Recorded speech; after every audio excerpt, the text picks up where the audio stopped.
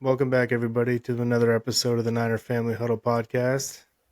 Today we're talking Brock Purdy. The rumor mill is churning, and we got the final Super Bowl game of the season, the final game of the season, which, of course, is the Super Bowl. We'll get to that and more after this.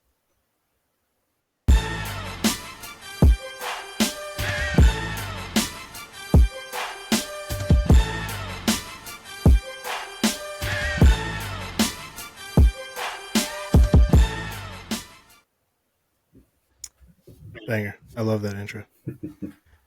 All right, so there was a little update on the Brock Purdy contract. I'm going to read you some quotes here from one Tim Kawakami, who's very plugged in when it comes to all things 49ers. So he talked to an NFL source, as he called it, a plugged-in NFL source, and he said that the 49ers and Purdy's camp, I'm summarizing here, by the way, 49ers and Purdy's camp are feeling like there won't be fireworks on the way to an eventual deal, which to me means there's not going to be like, Purdy's not going to be like wiping his social media 49er posts and negotiating through the media and stuff like Brandon Ayuk and Deebo Samuel and others have. It says, I've also heard generally that the framework might be a little different than some other recent quarterback deals. Quote, I suspect this means the 49ers could be pitching a shorter term, lesser guaranteed deal compared to the full commitment deal signed by Trevor Lawrence, Justin Herbert, and other quarterbacks over the last few seasons. Will Purdy and his agent be happy with that? Assuredly, there'll be some negotiations. Nobody makes their best offer right off the bat. It might take time. So, it sounds like their Niners are trying to get a shorter deal done, maybe only 3 or 4 years. Maybe the guaranteed money's a little higher to incentivize Purdy's camp to accept that deal. Maybe they don't want to guarantee too much money to Brock in case things go south. How do you guys kind of read into Tim Kawakami's reporting? I don't know, because like, what does that mean that it's going to be like different structured? It's like a short-term deal. That seems weird. Seems like quarterbacks, it's like 5-year deal, 6-year deal. Like you lock them down, you really make a statement. So like, I don't even know what to read into that. The part at the very end, I don't really like that it might take some time because I just want it to get done as soon as possible. So I don't know. It makes me feel a little weaselly more than anything. Like, I'm like, what does that even mean? And it's going to take time. Like, yeah, I don't know. It's funny to me, like, because he's giving a report that he's got some insight, but he doesn't even know for sure, like, that it's going to be a shorter term deal. Like, just that it could be a different framework, Yeah, and then he's it's a good speculating that it guess. could be shorter. Maybe it's a 10-year deal. Yeah, it could be longer. Like, that's what it could Yeah. be. Maybe they're going to get. The Patrick Mahomes deal. Yeah, like, I mean, Half a maybe billion. not quite that, but like, what if it is longer term, but a little bit less money because, like, per year, I guess, annual, because you're going longer, and who knows about the guarantees? I mean, I feel like anything with guaranteed money is probably not going to be as long term. But I mean, who knows? Maybe they've been watching what the Dodgers are doing, and they're going to defer a bunch of payments or something. Like, you never know what the heck is going on, and obviously Tim doesn't either. He just knows that it's going to break the convention, right? So we just don't know how. If at least if you're comparing it to the real recent deals, I think it's a positive that there seems to be at least enough rumblings out there that there's not going to be the like drama, and take some time.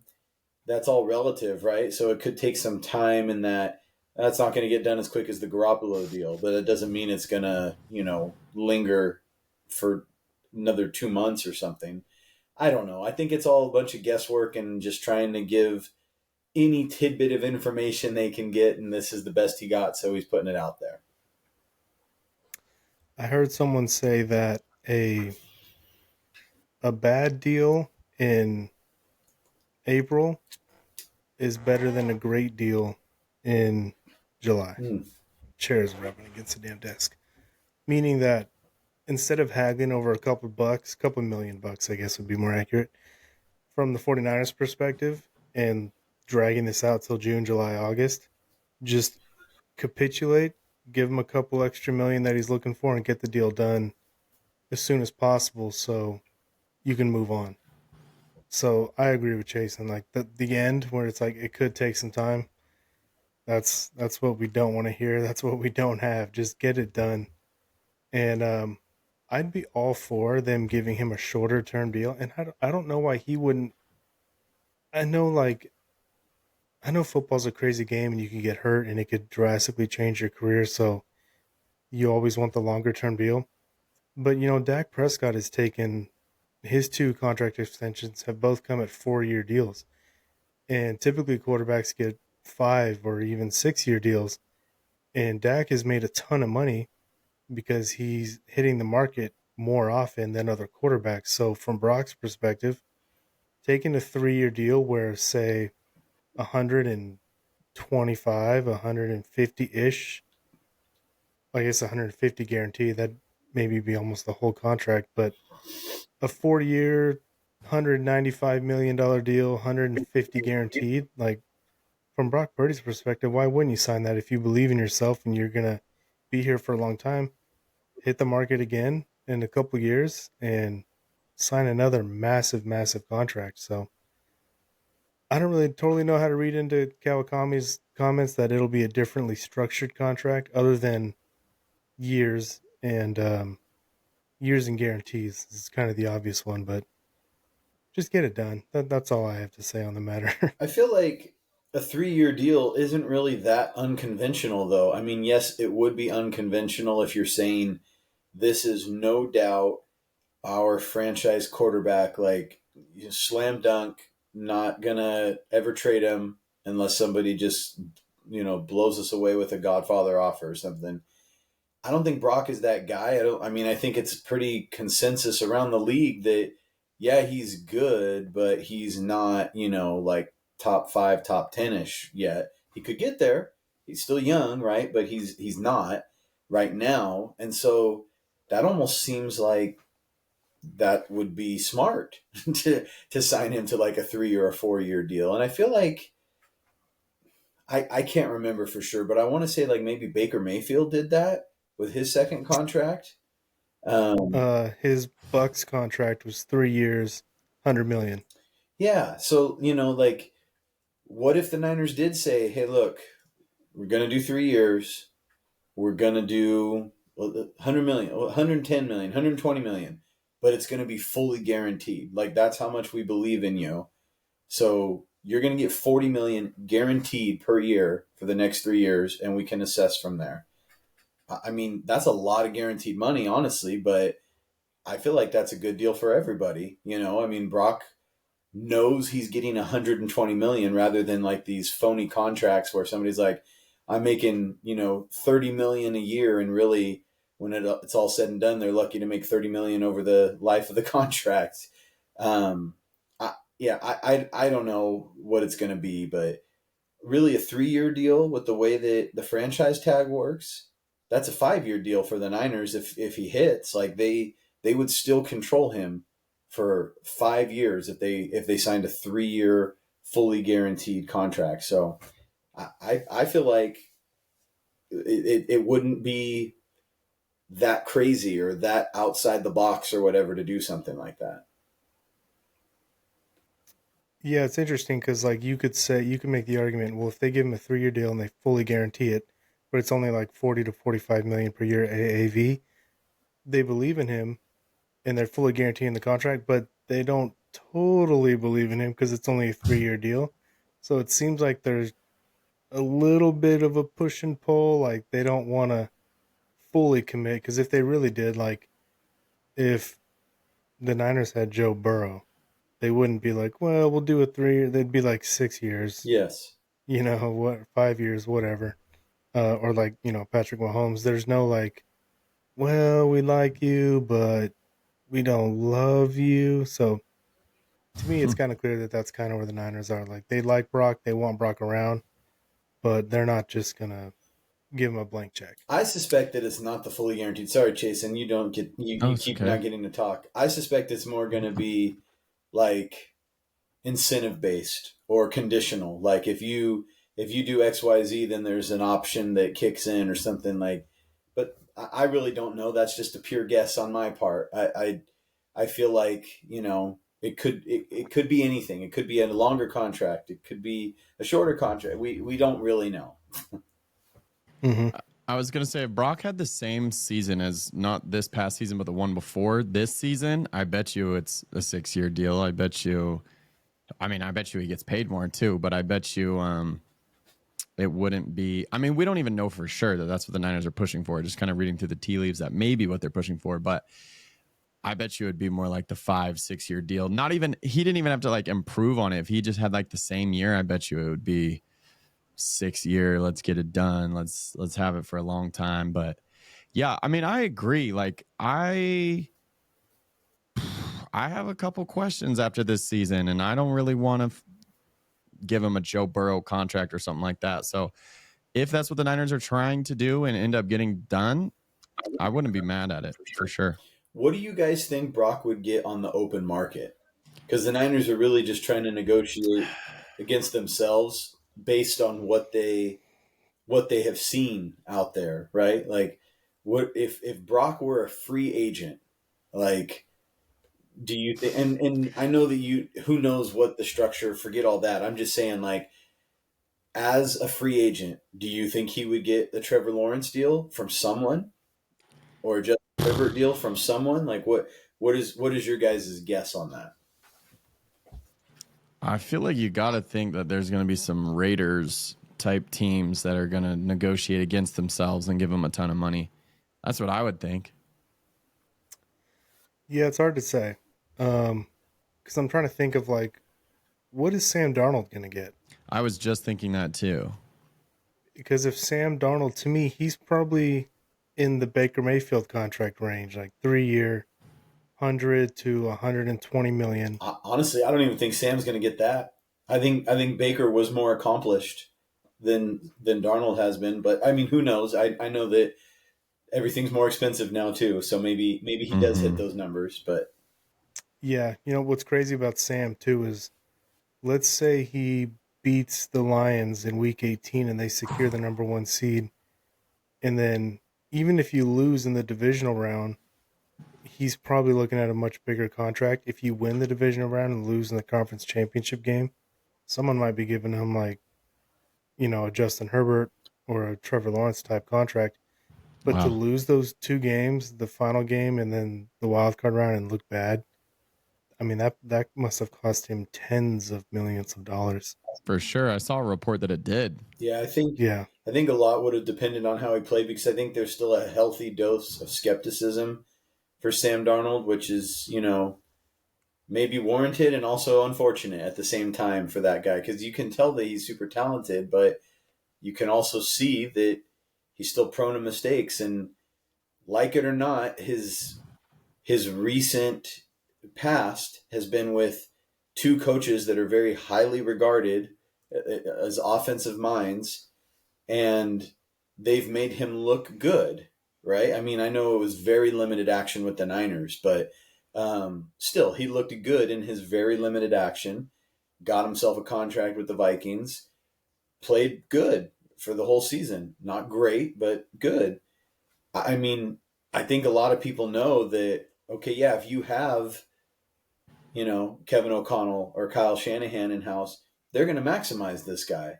But not everybody's going to be able to do that. And in a weird way, I wonder if that works against them.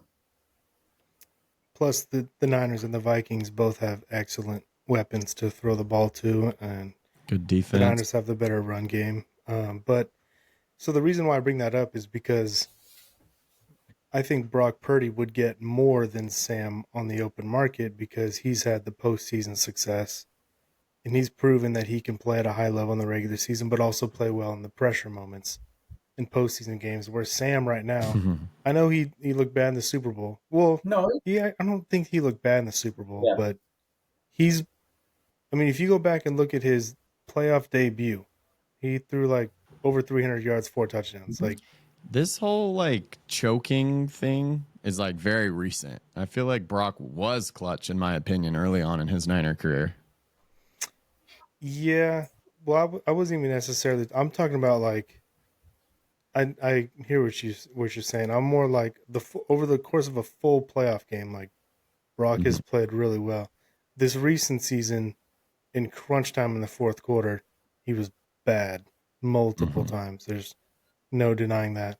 Mm-hmm. But he's won and played well in big games.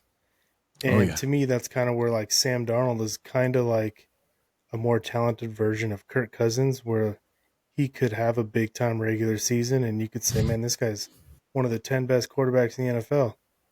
And then the playoffs come around and it's like, okay, there's a clear cap on this player and the team that he's on.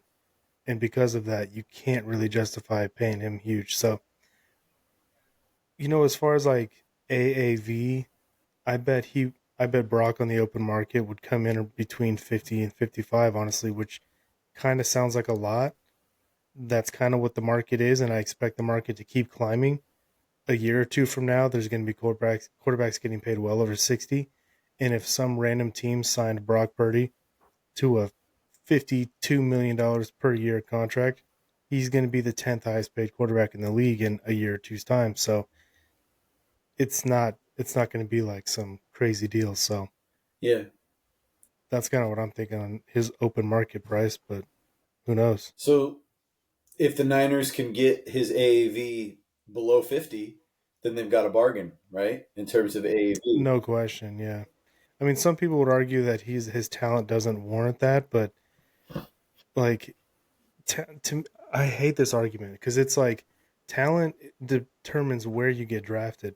After you get drafted, it doesn't matter how talented you are anymore. Like, can you play at a high level and can you win?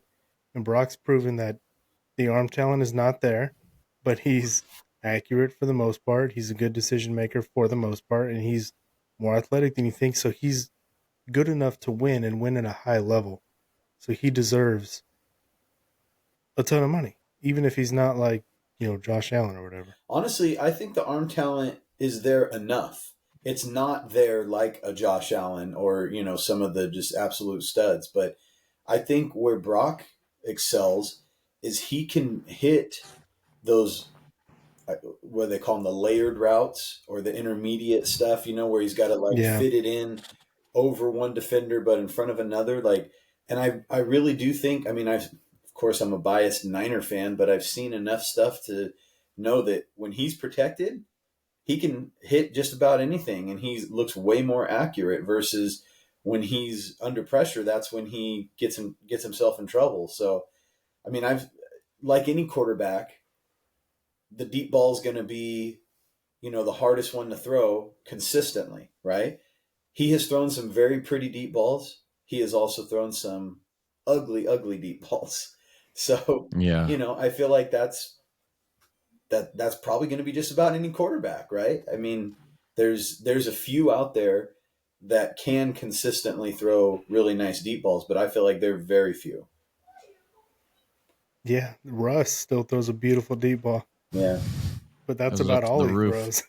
he can't he can't throw anything anymore. Like Brock can pick you apart and he can hit the sideline throws even though it doesn't fly out there on the frozen rope like they say. He can throw over the middle really well. He has no problem throwing over the middle. Russ and even like Kyler Murray, these guys, these other smaller type quarterbacks, they just do not throw over the middle. I don't know if they're can't see, nervous, not confident. I don't know what it is, but Brock can do it. He can, but honestly, I feel like short and over the middle is one of his weakest throws. Like I feel like there's so many times where he delivers those. It's odd to me because it seems like Overthrows them. or throws behind him. Like I mean, I feel like I Mm. see it all the time where he's throwing a Jawan or throwing a Debo, and they're not the like fastest guys in the world that they're like outrunning, the timing of the route, and they're having to like stop and slow down or reach back to get it. Yeah. And so I feel like I love seeing him make like sideline throws, the layered throws, like intermediate. I think he can swing it out like short on the perimeter. I think he does a pretty dang good job. But for whatever reason, I feel like he struggles with short and over the middle. He's the anti Jimmy G. He is, yeah. Yeah, that's funny. And it's not struggles is a relative term. I'm saying compared to the rest of Right. his game, that seems like it's a weakness for him. It doesn't mean he can't do it or that he should stop doing it. Like they have to avoid it. Like he has also shown the ability to throw it on time over the middle and short. I've seen good ones too. It's just it's not consistent, at least from what I've seen. Yeah, Brock's kind of interesting that way, where he can make throws where I'm like, man, for as little arm talent as he had, that was a beautiful, accurate, perfect timing throw. The anticipation, like, how did he fit it between those two defenders like that? And then he'll have like just a guy over the middle open, and he'll just sail it over his head, and it'll land in the safety's belly, and it's like, whoa, what was that? So Quit watching he's that definitely Jimmy got to be G more film, consistent. Brock. Gosh, I know. He's definitely got to be more consistent with his accuracy. Hopefully he can do that next season. Any last thoughts on Brock Purdy or his contract? Not on his contract. I was just thinking how we need to revive the run game so that he doesn't have to throw the ball so many dang times. Definitely. He's at his best when he's throwing the ball 25 to 30 times, not 35 plus. Yeah. So I guess kind of a question, kind of a comment on Brock and his contract. We had talked, I think maybe last time, about when Jimmy G got his deal signed. It was early February, and I think we would all love it if like we woke up tomorrow morning and Brock Purdy's deal was done, right?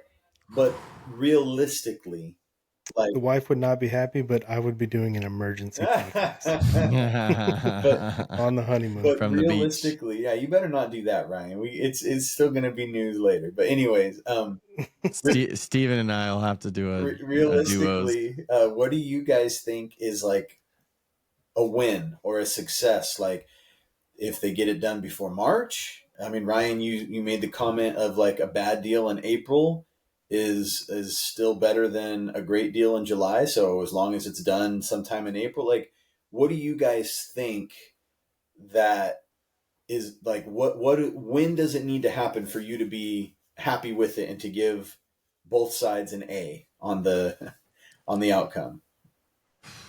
Timing For me, if it's done before like the official free agency opens, I don't care what the deal is. 3 years, 10 years, $200 billion or $200,000. Like, I don't care. If it's done before free agency, then I'm happy. I'm giving both sides an A. And when does that start? When's free agency? That's like right around St. Patrick's Day, usually middle of March. Yeah, I thought it was early March, but yeah, it's March. I mean, like first Yeah. or second week of March, somewhere in there. Yeah. I don't have a real strong opinion. I think that makes sense.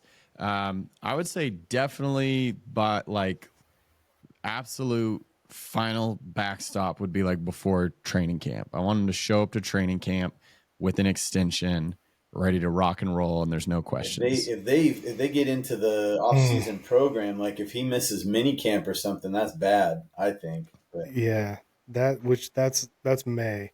Yeah. So you have free agency March, draft April, and then like rookie mini camp right after the draft, and then OTAs and mini camp in May.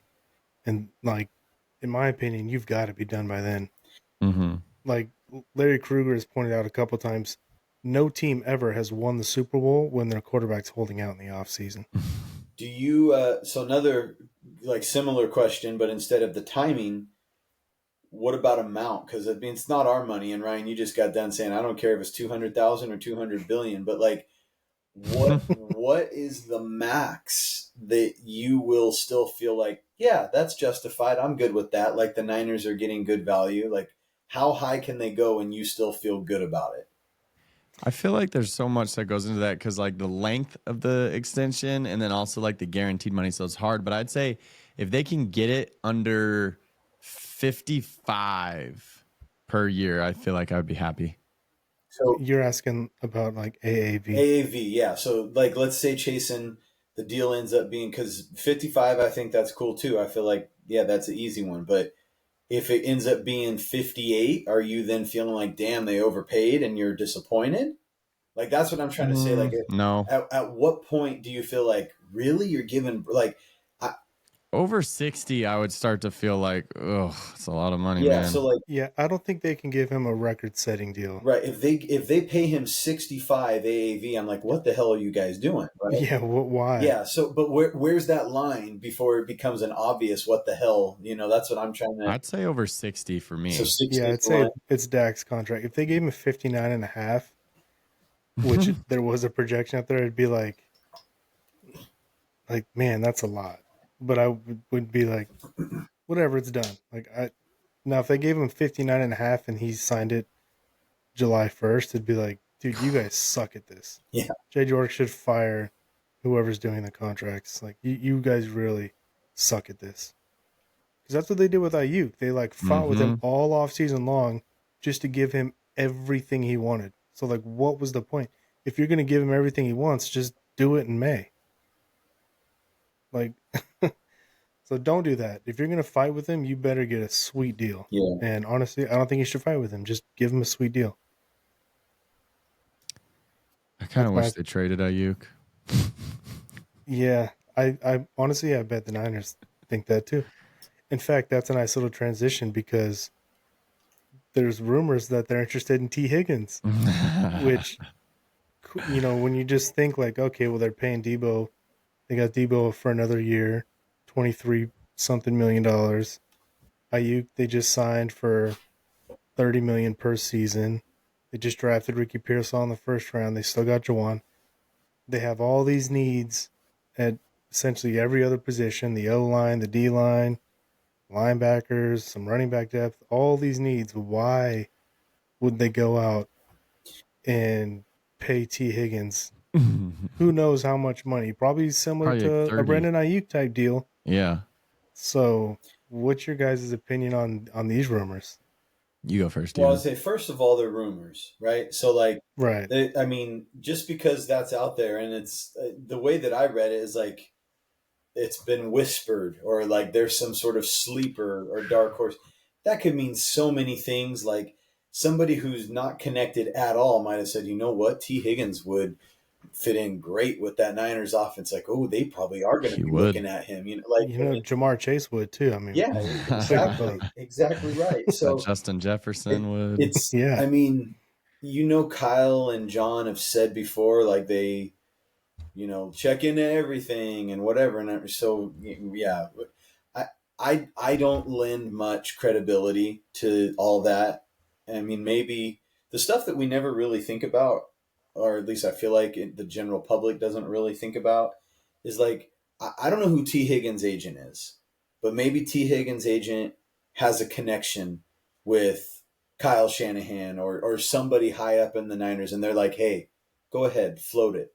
Like, say it because that's going to get, other people more interested. Like, maybe, I mean, I'd like to think that they're playing chess, not checkers. So, like, a division rival, like, oh, we can't let the Niners get Tee Higgins, so the Seahawks go out and overpay for him or something, right? Like, wouldn't that be great? Like, something like that. But in general, I feel like it's never good to be the team that ends up with the marquee free agent, because how often do you see that Javon Hargrave really translate? Well, and I wouldn't even say Javon Hargrave was the marquee free agent, but like he was definitely up there on the list. I agree. I'm saying like every year this time of year rolls around and it's like here's the best free agents and people are putting out their lists, and like the number one guys or even the top 3 or top 5 guys, like it gets so overblown. Like these guys are superstars. Like these guys are going to, make a huge difference. Like if they really were, they wouldn't be free agents. So it's like, I feel like, you just end up overpaying for the hot commodity. And Tee Higgins, from what I know, really good football player. I have no reason to doubt that he's going to be good wherever he goes. But I don't think he's going to go be an all-pro or even a Pro Bowler, for that matter, wherever he goes. Have you watched a lot of Tee Higgins or No, Bengals not a offense? lot. No, Tee Higgins is a stud, I like a legit stud. I I'm sure he's really good. I'm just saying, if he is that good, I don't think the Bengals are letting him walk out the door. And I don't buy this whole like, well, they have Jamar Chase, they have to pick. Like, no, you don't have to pick. If you really have two studs, you could figure it out. Like, there's the strength of your team. If he's that good, then keep Joe Burrow with Jamar Chase and T. Higgins and ride that as far as it can go. I kind of wouldn't be surprised if that's what happened if they were able to get him back. I No, would that's what love, Joe Burrow wants. yeah, I would love to see T Higgins in a Niner uniform strictly because of his play, contract, and roster. 49ers roster makes no sense whatsoever, and it will never happen. But I think what Steven said makes the most sense to me. And of course, we don't have any type of inside knowledge, so only thing we'd hear is another media guy that's plugged in saying it. But it seems like, yeah, something that's floated to generate buzz, so on and so forth. But I will say, I watched the most Cincinnati Bengals because I had Joe Burrow on my fantasy team this past season. And holy crap, every time I watched Higgins, I was so impressed. You know who he reminds me of too? He reminds me of a more explosive Jawan Hmm. I was gonna because, say the same thing. Picture Jawan Jennings, but like really, really athletic. yeah, like faster and probably maybe a little skinnier than Juwan. Not as physical of a run blocker, but very physical. A great yak guy. Oh, 49ers. I think he would fit in so well, but it would not make any sense with what we've got, the money we owe wide receivers right now, the guy we just drafted in the first round this past draft. Makes no sense. But strictly on the play, like strictly play wise, I would love T. Higgins in a Niner uniform. I think he would be a Pro Bowler. Maybe not an all pro, but like he would be a baller on the Niners. And I just looked it up. He's only 26. So he's like in his prime right now. Before Mm-hmm. before we go any further, I just want to apologize to Jawan on Ryan's behalf, as he said T. Higgins more athletic. Jawan, he didn't mean it. There's. I did mean it. Sorry, Jawan. I did mean it. T. Higgins is like slightly less physical, but very physical and like faster than Juwan and really good That's hands. funny because I was thinking that exact same comp. He's got a similar size and frame, but just a way better athlete. Now, can he dunk like Jawan? I don't know. Maybe Jawan could beat him in one-on-one basketball, but he's explosive and he's an He's elite. I think he has potential to be an elite wide receiver. Okay, devil's advocate. They're trading Debo Samuel because Debo's washed. ooh, yeah. Ayuk had a devastating knee injury. You're not sure if you're going to get him back this season. I know we think they will, but even if they do, he might not be the same. He's probably not going to practice much throughout training camp. Ricky Pearsall flashed a little bit, but he's unproven. Jawan Jennings has only got 1 year left on his deal. Maybe they're looking at T like he could be our wide receiver one this season and for the next several seasons while Ayuk Yeah. comes back. Once Ayuk gets back, like to his full strength, which may be halfway through the year, might not be till the following year. Then we'll have an elite wide receiver tandem, and Jawan will be gone, Debo will be gone, and Ricky will be our slot receiver. And that's those three wide receivers right there: T, Brandon, Ricky. That could be a sweet little trio right there. Sign me up. Yeah, You don't, It's just a lot of money, obviously. yeah, it's a lot of it is. money, and he's that's. I think that was the point I was trying to make with the free agents. Like, whenever it's the marquee guy, you're gonna overpay, no matter what. Like, that's all I was trying to say. You're not ever gonna get value on the top dogs in free agency. You might be able to No. get value, mid range, whatever. So they're gonna be paying a premium. They're gonna be paying T. Higgins as if he's an All Pro, whether or not he actually becomes an All Pro. I agree with you, Ryan. Like the devil's advocate thing, I think that's a great way to look at it. And I don't know if anybody's really going to trade for Debo. He might end up, if they were to get T Higgins, it might just be a cut situation. Um, the thing, I mean, admittedly, I haven't watched T Higgins as much. I've only seen the like primetime Bengals Prime games time, or when yeah. they play the Niners, right? Um, I feel like I agree with your guys' comp from what I know about him. So it's like, what does he really add?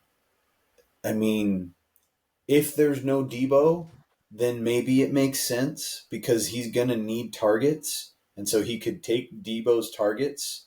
But like Ayuk feels like he is different than all of the other Niners receivers. And like they need Yeah. that uniqueness that he has. Yeah. And I honestly feel like Juwan right now is different. Like I feel like Pearsall and Debo might have a little bit more similarity than, you know, say Juwan and Pearsall or whatever. Or Juwan and Debo, obviously. They're not very similar.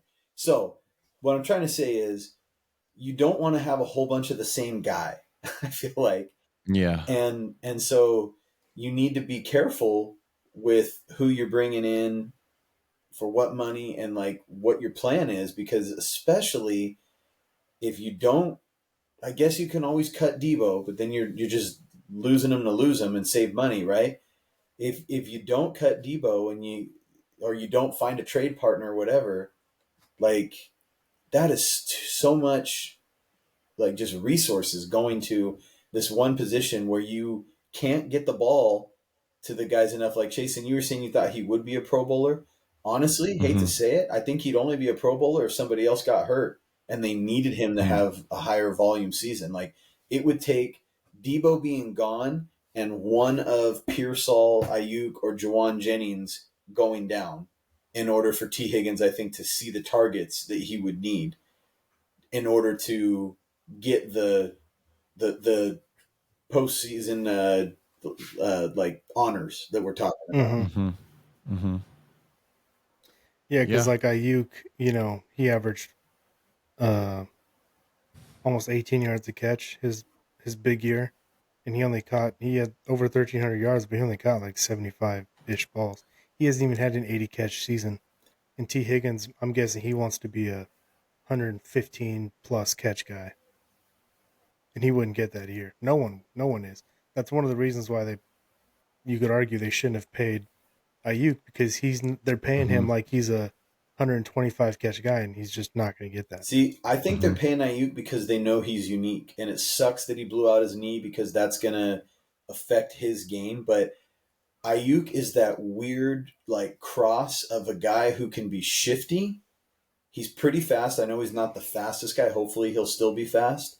He runs awesome routes. Like he's a great route runner, and he blocks. So it's like you have a guy who's tough, but can still Just a be well-rounded wideout. right. Who he's tough as hell, but he can still be explosive and run just crisp routes. Like that, there's not a lot of those guys, and it doesn't mean that he's big numbers guy, even though he had that one big season with the yards and everything. But they're not paying him because he's Justin Jefferson. They're paying him because he fits their offense really well, and he brings a skill set that I don't think, not that I'm up on all wide receivers around the league, but I don't think there's a lot of guys like Ayuk that you can have those two qualities that you bring together. Yeah, I would agree. I would agree with the general sentiment that all of our wide receivers bring something different body types, different strengths, different weaknesses.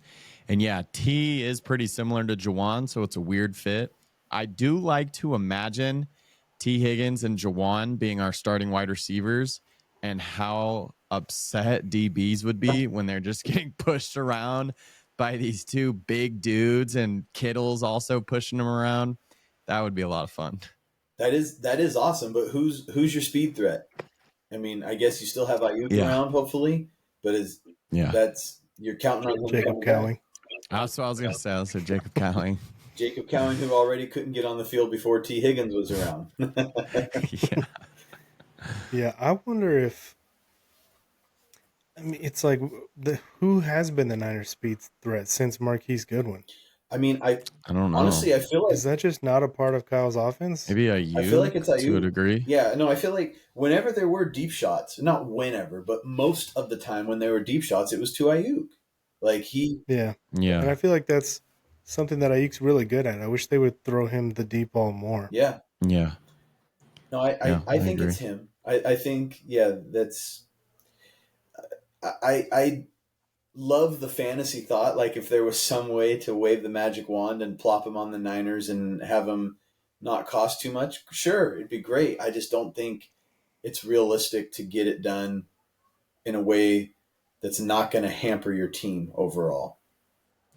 I just want to add one more thing about T, just to convince Steven a little bit more, is he plays extremely hard. Well, I mean, you've already heard us talk about how physical he is. Like, he's a legit yak guy. And the times I saw him playing, like, he plays like Jawan. Like, he gets the ball, and it's like, you're going to need to bring two dudes. Like, he is going to fight, scratch, and claw. Like, he really plays Niner football. So, like, a culture fit, like, I love it.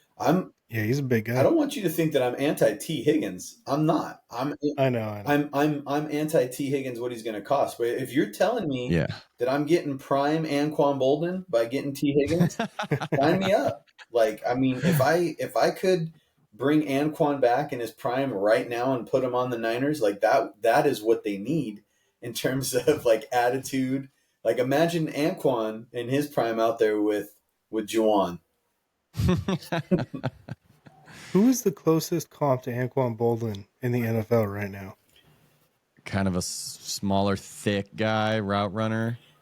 Well, Anquan wasn't very small. He was a pretty big guy, wasn't he? He just wasn't I fast. think he had decent size. I don't know. It's a good question.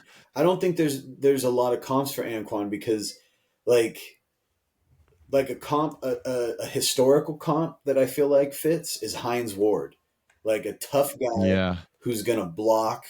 He's gonna be reliable as hell. He's gonna catch everything that comes his way. He's not necessarily explosive, although explosive enough. So I feel like that's the kind of guy we're talking about where he's going to do his job every time. He's not going to shy away from any dirty work, and he's, tough as all get out. This might be weird, but 220. Yeah, I thought he was a little taller. This might be weird, but the comp that actually comes to mind is Cooper Kupp, just because Cooper Kupp isn't that athletically gifted, but he's a super good route runner and he's super tough and plays in the slot. See, I kind of think Debo is. I was going to say Debo. Yeah, I kind of think. I just looked up Debo's size too. Yeah, Debo is a more explosive version, but probably less.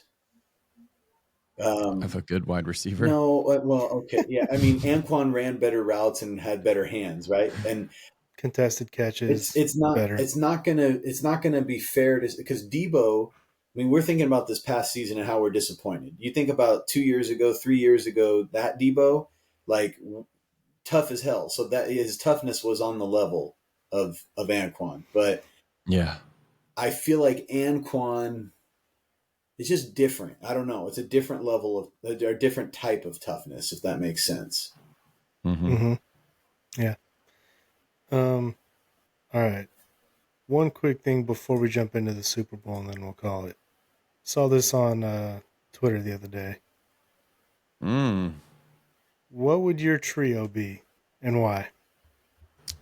I'll read them off. Joe Montana, Frank Gore, T.O., Steve Young, Christian McCaffrey, Deebo Samuel, Brock Purdy, Roger Craig, Jerry Rice, the freaking GOAT. Yeah. What trio do you want leading your offense, and why? I'm going number one. I want the best quarterback of the bunch, second best quarterback of all time. It's absolute stud at running back. That's extremely reliable and a super freak at wide receiver. Yeah, hard to argue with that. What do you think, Steven? I mean, my first gut was to also go with number one, just because, like, I'm assuming these guys are in their prime. This is a cool. Oh yeah. This is a cool comparison. I really like how they did it, but I'll tell you, don't sleep on number two. Like, if you are thinking about prime deep, like number two is far and away the most athletic of the groups. Like, Steve Young could play running back. All three of those guys in number two could be running, like they would be interchangeable. And so it would be like, I feel like Kyle Shanahan's dream to have those Yeah, three. who's the offensive coordinator? Yeah. But honestly, Brock is what's holding back Group 3 because Yeah, you have the GOAT and Roger Craig, who's an underappreciated, well-rounded guy. But I got to go number 1 as well, just because you have Mr. Clutch as your quarterback, and yeah, T.O., like you said, is a super freak, and Frank, he's gonna just take care of business. Yeah, 1 is really tough to beat because of Joe and just Frank's consistency and like Jason said, just an absolute freak at wide receiver. But just to be different, I'm going to go with team 2 because I'm going to have the league's best rushing attack. And I'm going yeah. to run the hell out of the ball. And Debo and Christian are going to get yards after the catch. And I know Steve Young can throw pinpoint dots. So I'm going to take the league's best rushing attack. I do agree with you that Brock's kind of holding back team 3 there. But I do think Roger Craig and Jerry would go really well with Brock because Brock is a timing thrower. Yeah. And with Jerry's precision as a route runner and Roger's ability as a pass catcher, I feel like they would be lethal with Brock, although probably not quite as potent as Steve and Joe. But I think that number 3 group is probably the third best, but it certainly should not be slept on. Well, it's like number 2 is the super freak athletes.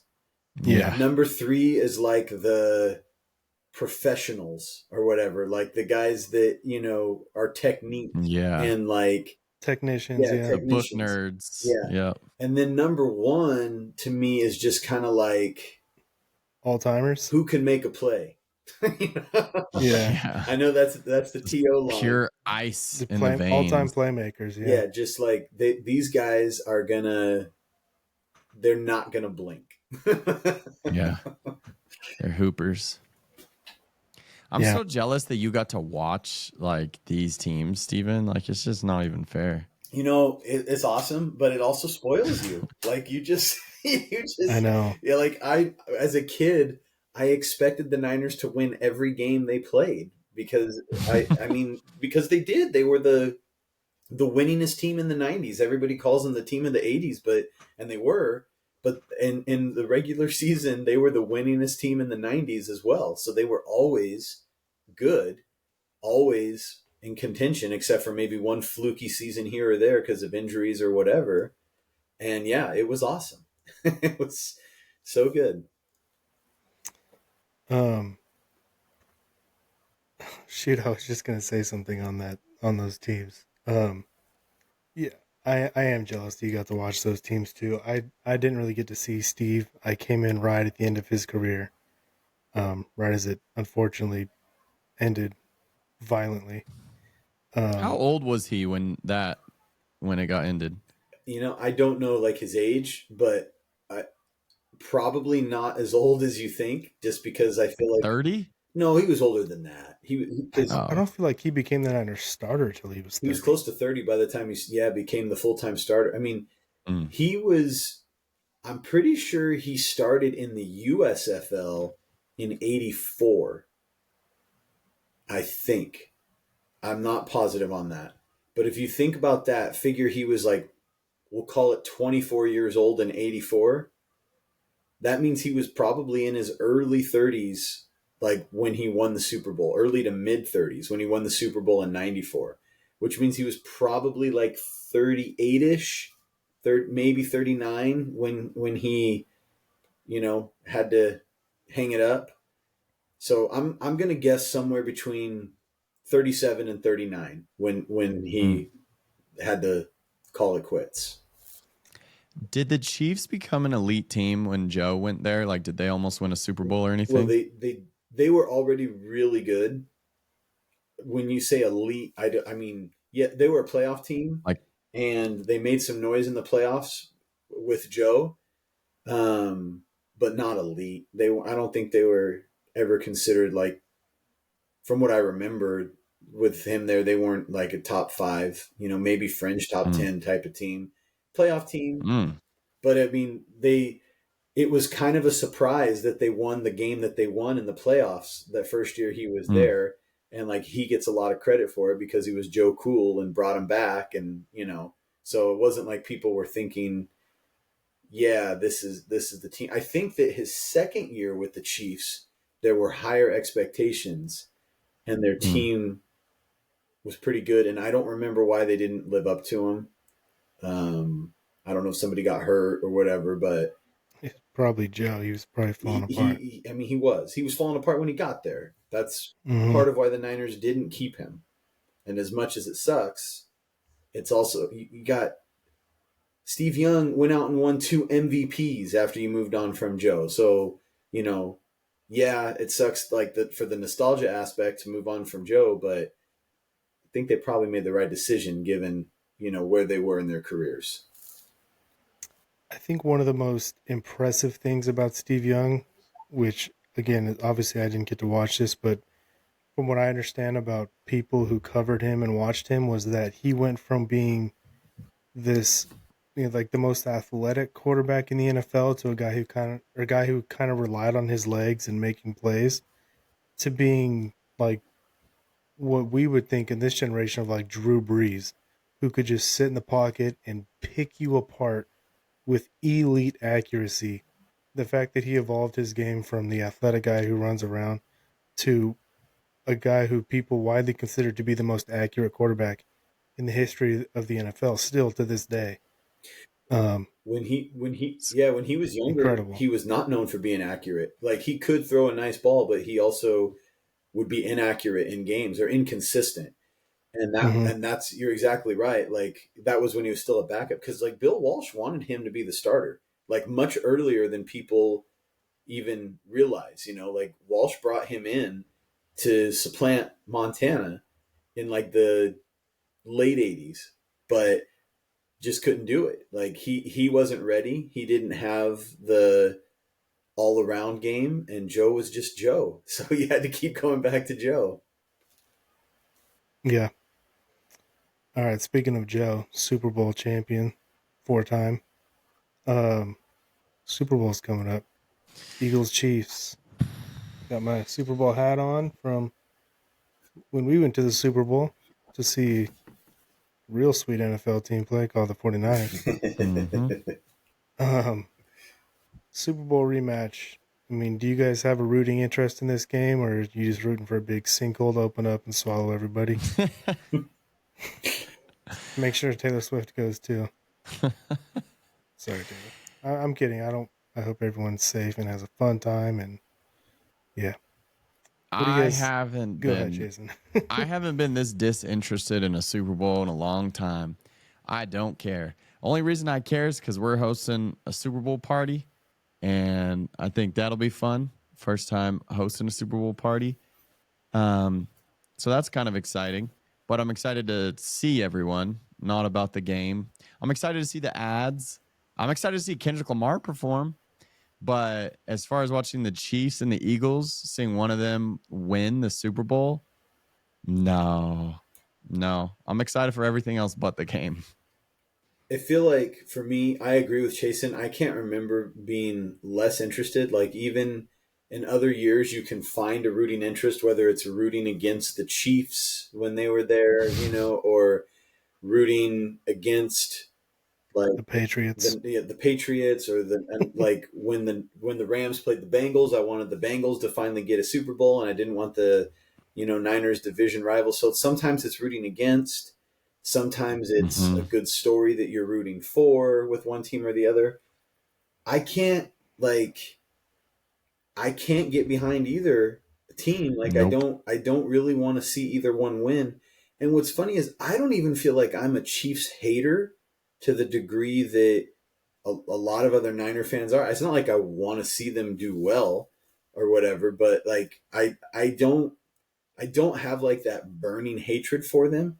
But I guess I just don't care that much about them either. Like, I'm just kind of like, they're like the Patriots now. They're kind of boring. Yeah, it feels like they're boring, and I mean, I know you got to tip your cap to the sustained success, and I do like Patrick Mahomes, and I do think Andy Reid is a hell of a coach, and so there's a lot that you like can think highly about with him. But it's like I watched him, and it just feels like it can't be luck at this point because they've done it No, too long for it to be luck. But it feels like you guys just always get lucky, or things just kind of work out for you, and you the don't. old Seahawks. Yeah, and you don't. It doesn't feel like there's some juggernaut, and yet they're getting ready to be uh, first team to have 3 Super Bowls. I know the Packers have had 3 championships a couple times in the past, but first team to have a three-peat in the Super Bowl. And I just like feel like there's been such better teams that don't get to wear that crown in the history of the NFL. Like the team that I despise the most is the Cowboys. The 90s Cowboys were way better, in my opinion, than these Chiefs are. And yet the Chiefs are going to be the ones who get to be the 3 timers. Now, Patrick Mahomes is amazing. Way better than Troy Way Aikman. better. Way better. But I'm saying as an overall team, Yeah. like, and I can say that as a Niner fan who hates the Cowboys. So it just feels just wrong to me. So it's like, God, but I can't root for the Eagles. Like and it's funny. I feel like if anything more now, it's because of their fans. Like I do not want good things for Eagles fans. I feel like they don't deserve it. And so honestly, the lesser of the two evils to me, I almost feel like I'm going to be rooting for the Chiefs, which is crazy to say. Wow. The only reason that I would root for the Eagles is Saquon, because I think I Yeah. like Saquon. I feel like he just had an amazing season that's completely overshadowed because he's a running back, not a quarterback. He was on my fantasy teams this year, carried me to, great success. And yeah, so I'm just, feel that connection with him. So I would love to have Saquon do well. But yeah, I don't want the Eagles fan I mean, I'm sure you guys have been seeing the videos about how their fans are giving other fans a hard time, and it's like they wear it as a point of pride. It's like you guys are absolute losers. Like I know people who have gone to Eagles games and just said they're horrible people. Like they did not, and like it's fun to trash talk. It's fun to have a good time. When you take it too far, oh man, it's just like you are sad, and that's what it feels like. It feels like they're kind of pathetic to me. And so I would say Philly fans are the worst. I think most fan bases would agree with everything you're saying. And so I feel like I don't want them to experience success. They don't deserve it the way that they have behaved. And look, I know that there's probably a ton of great Philly fans out there, so I know you can't paint with broad brushes. But there's enough bad ones that give them that reputation, and it's like then clean up your own house, all you good Eagles fans. Like find a way to set a better standard or something. But yeah, I am very uninterested and not behind either of these teams. Like if there was a way for them to tie, it would be sweet. No champion this year. They they couldn't figure it out. So everybody gets a tie and everybody can be disappointed on those two teams and fan bases. I have a weird feeling it's going to be a boring game too. Like it's going to be a defensive battle. It's going to be like 20-17 or like some kind of like low scoring. And then in the fourth quarter, Mahomes is Mahomes and the Chiefs pull it out. But I just feel like it's going to be low scoring defensive struggle. I feel like the Eagles have no chance, and it doesn't. I agree. But I agree with Chasen that it's going to be like a surprisingly close score. But it's not. It's not ever going to really feel like the Eagles have. Like Saquon will probably make a couple great plays. AJ Brown might have a big catch here or there, right? But it's going to be like flashes, and the game is going to, like Chasen said, I think probably be boring. Or even if it's exciting, you're never really going to feel like the Chiefs are threatened.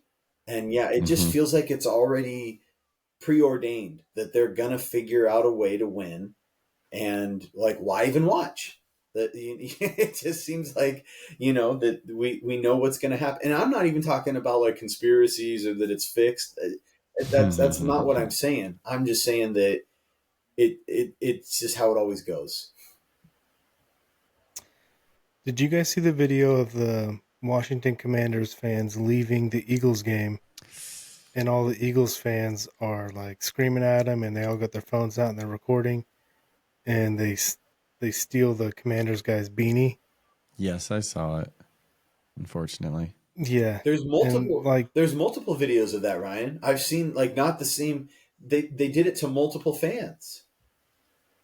yeah, their fan base sucks. Like the Niners and the Seahawks, I feel like there's a pretty intense rivalry there, and it's been there for well over 15 years now. I would say it's been like pretty intense, or right about 15 years. I can go to Seahawk games in Seattle and not be worried about like getting beat up and getting my hat stolen. Like they're gonna talk trash. I'm gonna get some boo. I'm gonna whatever. Like I don't. And when I see Seahawk fans at Niner games, it's the same thing. Boo, Seahawks suck. There's no like honestly Niners and Raiders fans when those two get together, look the hell Oof. out. But other than Oof. that, like I feel like they're pretty tame fan bases.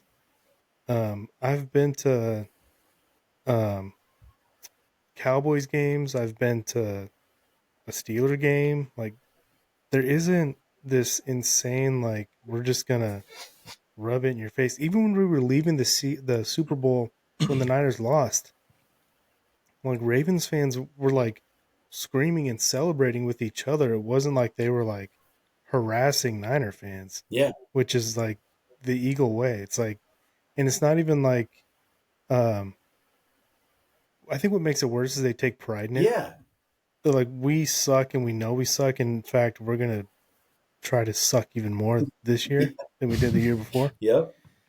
Did you also see the video of the Eagles and Packers game? That one fan was yelling at the Packer fan, the lady, and he was calling Yeah. her the C word over and over again.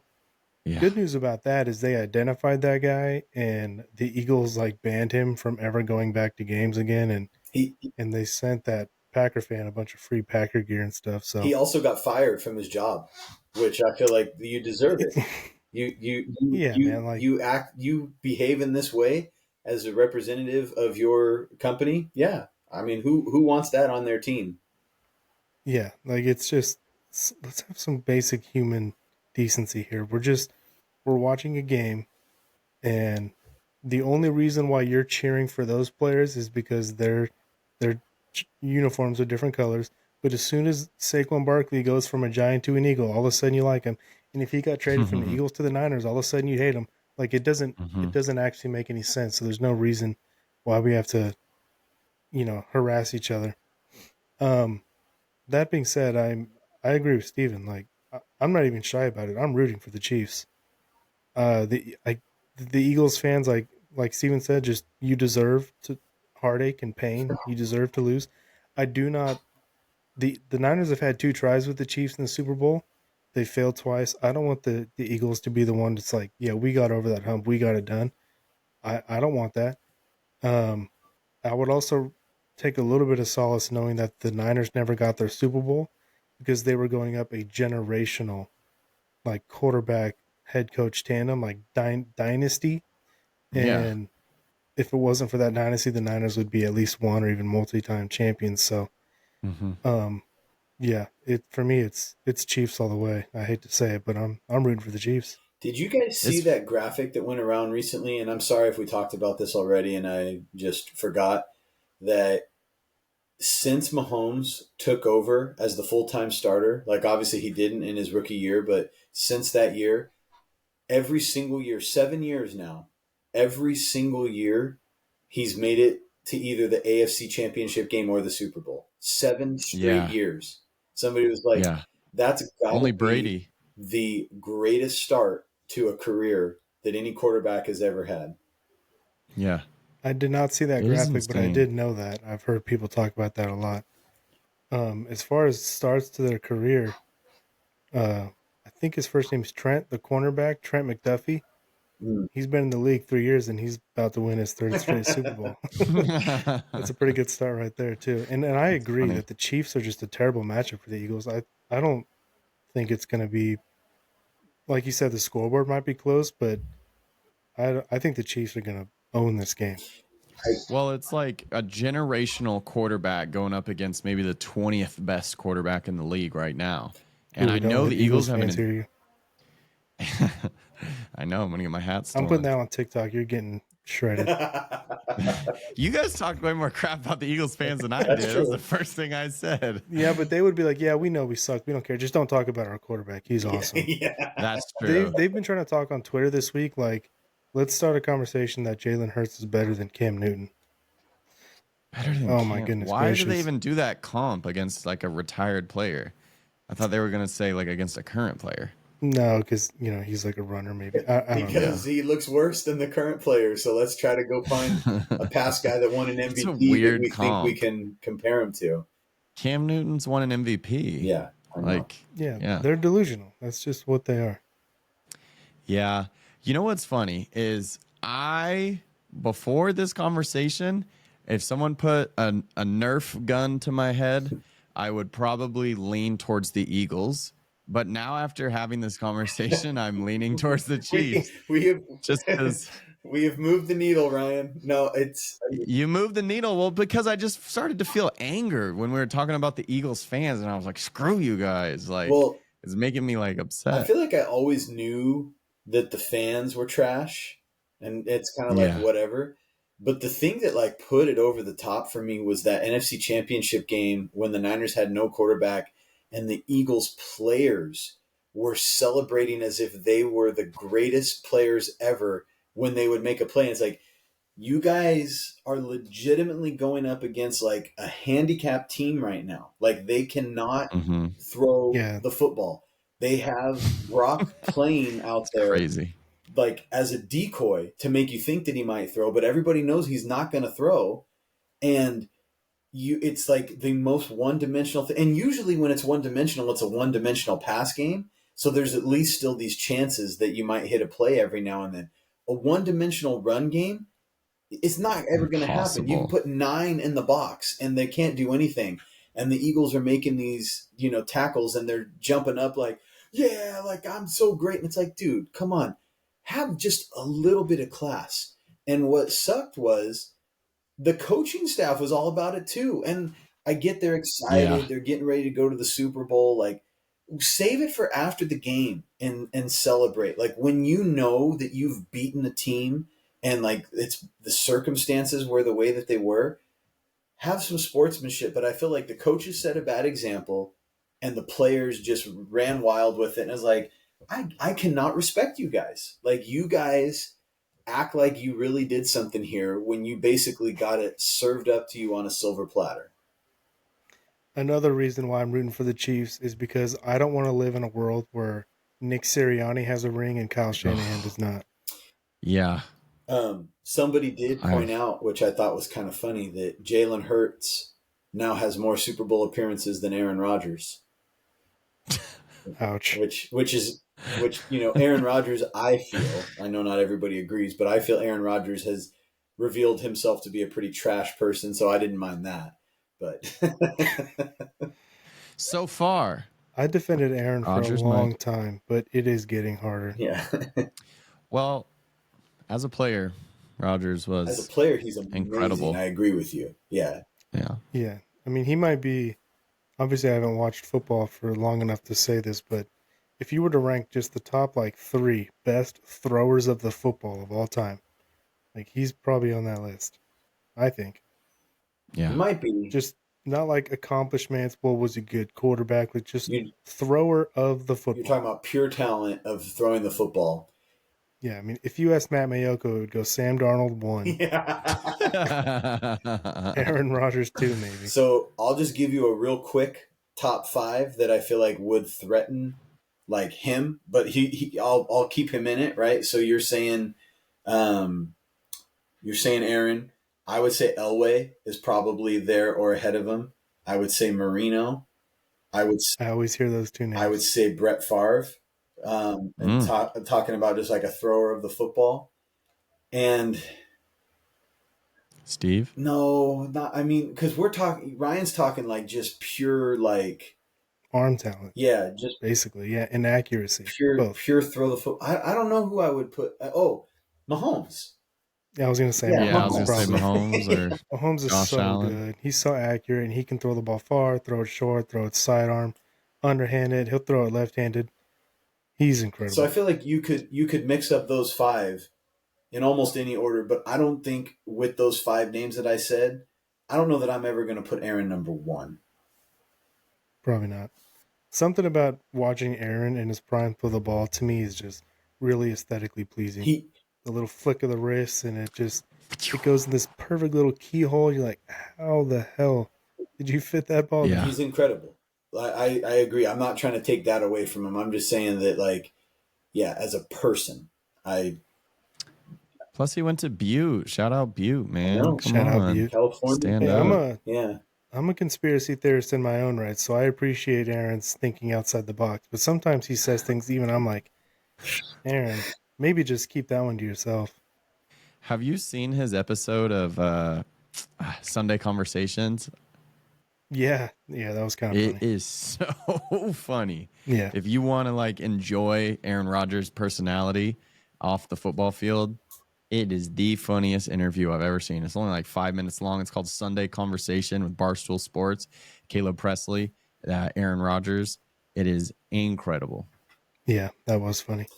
So I think we Go ahead. we made it pretty clear, at least Ryan and I did, and I think I know where Chasen's leaning, but we're both picking the Chiefs. Oh yeah, Chasen said close game, Chiefs win. I go Chiefs 2017. I'm gonna say Chiefs 23, Eagles 16. Yeah, I'll say, yeah, that's a good pick. I would say like Chiefs 24, Eagles 13. It's not even like there'll be 4 or 5 minutes left in the game, and it's like it's over. It's not even going to be like down to the wire. Or what will happen is it'll be like Chiefs 21, Eagles 20.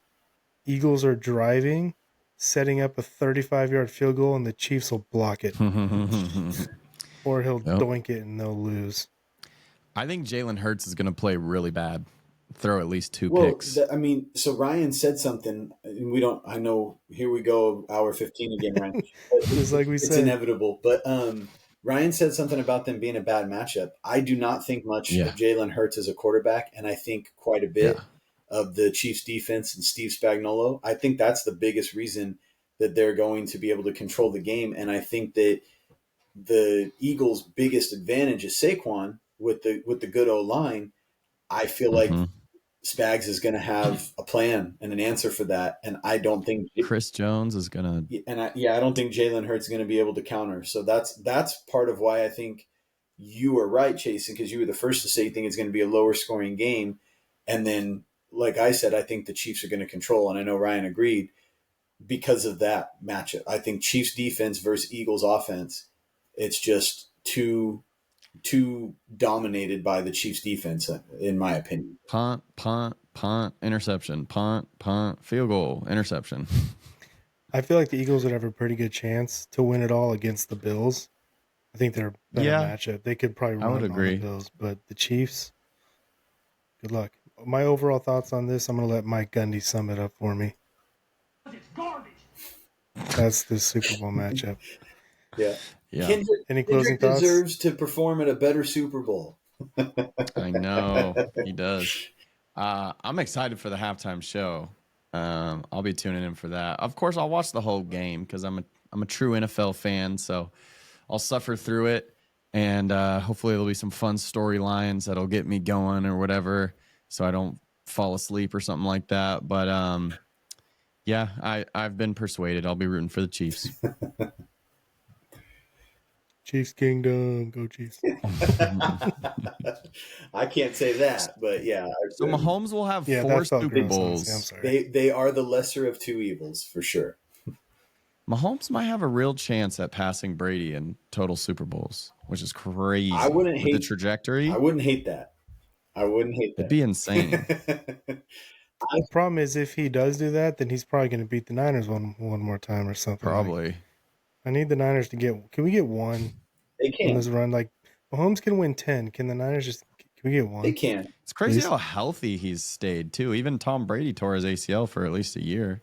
Not that I'm hoping that happens by any means, but it's kind of crazy. He's had some. I mean, he hasn't had like season enders. He hurts his ankles and then just plays on it Well, remember anyways. when he He's got dislocated? that Paul Pierce thing where he like limps off the court in a wheelchair and then he jogs back out and finishes the Do you game. guys remember when he like dislocated his kneecap in the middle of the game? He Yeah. like pushed it Ooh, on a back. QB sneak. Yeah. Yeah. He's a tough dude. You got to give it to him. Oh, no question. No question. I remember seeing him truck our hardest hitting like player on defense. I was like, oh shoot, this guy's different. Yeah. Yeah, that was Malik Mustafa. He said himself, he's like, that was my welcome to the NFL moment, getting steamrolled by Patrick Mahomes. Yeah. But what a It's guy okay, to get Malik. You can get steamrolled him by, you know? I know. At least he didn't get steamrolled by like Jalen Hurts or something. That would be sad. Yeah. All right, we did our obligatory hour and 15 minutes. We'll call it there. Hey, have a great honeymoon. Sounds good. Yeah. We will. We're off to Joshua Tree, then Sedona, then Vegas, and home just in time to watch the Chiefs win their third straight Super Bowl. Well, don't forget to put some money on it when you're in Vegas. That's I true. know. I probably will. The That's true. Chiefs are going to cover. It's only a 1-point spread. Oh yeah. All right. Have a good one, guys. Have All right. fun, Ryan. Will do. See you guys All right. later. Yep. Bye. See ya.